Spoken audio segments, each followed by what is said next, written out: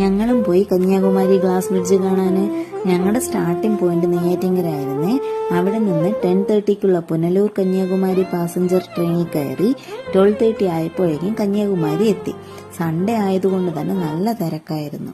75 രൂപയുടെയും 300 രൂപയുടെയും tickets ഉണ്ടായിരുന്നു. ഞങ്ങൾ 75ന്റെ ticket ആട്ടോ എടുത്ത്. അത്യാവശ്യം 1 മണിക്കൂർ കൂടുതൽ ക്യൂ നിന്നിട്ടാണ് ഞങ്ങൾ ബോട്ടിന് കയറിയത്. കരയിൽ നിന്ന് 500 മീറ്റർ അകലെ സ്ഥിതി ചെയ്യുന്ന 2 പാറകളിൽ ഒന്നാണ് ജ്ഞാനോദയം നേടിയതായി പറയപ്പെടുന്ന സ്വാമി വിവേകാനന്ദന്റെ സ്മരണയ്ക്കായി 1970 നിർമ്മിച്ച വിവേകാനന്ദ പാറ സ്മാരകം.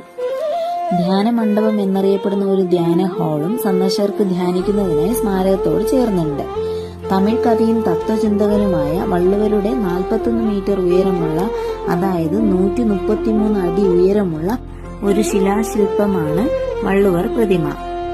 കടലിൽ നിർമ്മിച്ച വിവേകാനന്ദ പാറ സ്മാരകത്തെയും തിരുവള്ളൂർ പ്രതിമയും ബന്ധിപ്പിക്കുന്ന കടൽ കടക്കുന്നതിനായി കാൽനട യാത്രക്കാർക്ക് നിർമ്മിച്ച ഒരു പാലമാണിത്. കടലിൽ നിർമ്മിച്ച ഇന്ത്യയിലെ ആദ്യത്തെ ഗ്ലാസ് പാലം കൂടിയാണിത്.